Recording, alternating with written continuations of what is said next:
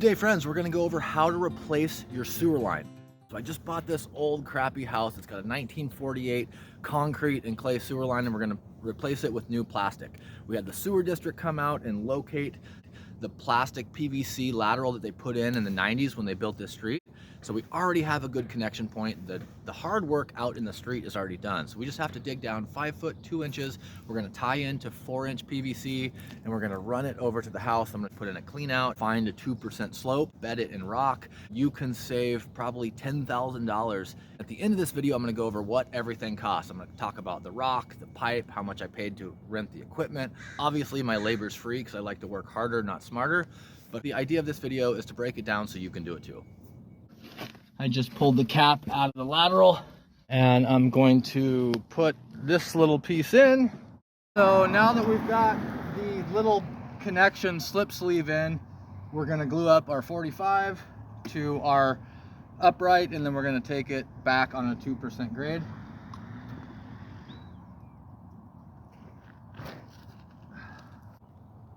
And then I've got a cheater here to make sure we get the right angle, where we're gonna head straight down our trench. If the 45 is off to one side, it's gonna wanna drive our line into the wall. So we're all done with this job, and I'm gonna go over what we did in 7 hours today and how we saved, probably $10,000 on the project. So here's the end of our line. There's a clean out. We have to have a clean out within 5 feet of the edge of the building. I still have to punch a hole underneath the footing to get under the house, and then all the new waste lines when we replumb this little house are going to tie into this new line. There's about 16 feet of 3-inch ABS, and then right here between this landscaping, we transitioned with a 4-to-3 transition coupler and transition glue to 30-34 4-inch PVC pipe. This is all on a 2% slope. It's approximately a 1/4 inch a foot of drop. That's important because if it's too steep, the liquid will outrun the solids, and if it's too flat, it'll back up, obviously.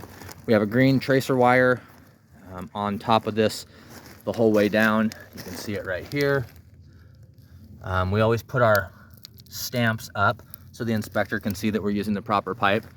It's about a 60-foot run total.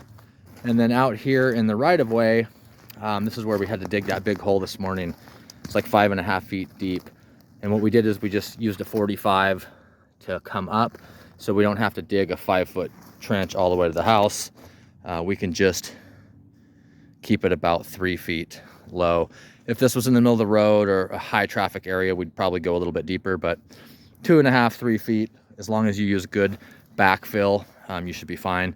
This pipe is bedded in 3/4 inch minus rock, and then we'll cover this pipe up. The first like 6 or 8 inches will also be 3/4 inch minus rock to form a good pipe protection zone. So the price on this was about $1,500 total. Standard laterals replacements from the road to a house is about $10,000. They're about $15,000 if you have to go into the road and tie in. We were lucky that there was already a new stub in right here at the property line. But to spend $1,500, I'll tell you what we spent money on. It was about $400 to rent the 8,000-pound excavator for a couple days. We've got about $150 in rock, 5 yards of rock. I think I spent approximately $400 or $500 on pipe. That includes all fittings, glue, tracer wire. A lot of the stuff I just had in the shop, so it's hard to add up exactly. And then about $400-ish in permits, plumbing permits and right-of-way work permits. So that's how you do a $10,000 to $15,000 job for $1,500. Obviously, it was my own labor. I worked all day on it.